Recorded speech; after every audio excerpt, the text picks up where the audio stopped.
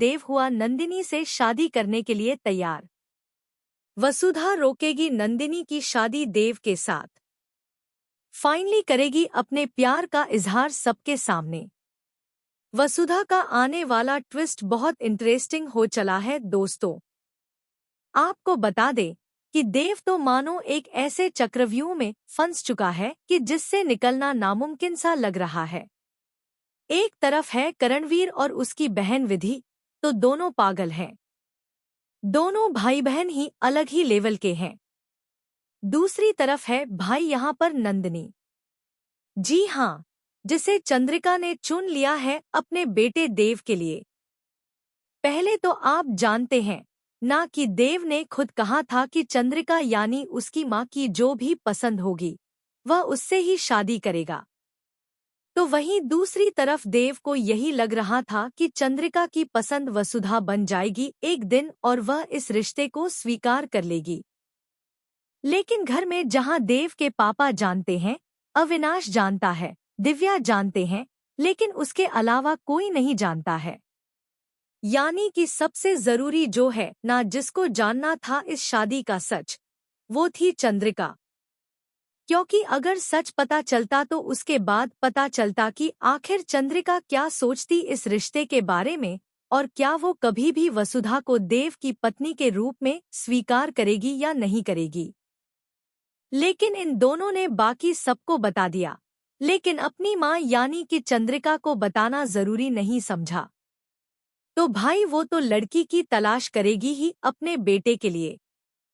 जहां दूसरी तरफ भाई करणवीर जो है वो वसुधा को धमकाता है कि अगर उसने देव को डिवोर्स नहीं दिया, उसे नहीं छोड़ा, तो वो लोग देव को परेशान करेंगे, उसे मार देंगे और उसे बदनाम कर देंगे।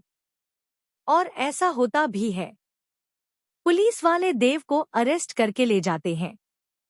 तो वहीं दूसरी तरफ समझ जाता है देव की करणवीर और उसकी बहन विधि की चाल है। जी हाँ दोस्तों, आने वाले ट्विस्ट में अब वसुधा जो है वह देव से डिमांड करने वाली डिवोर्स की और कहने वाली कि उसे तलाक चाहिए। इस रिश्ते में उसे नहीं रहना है।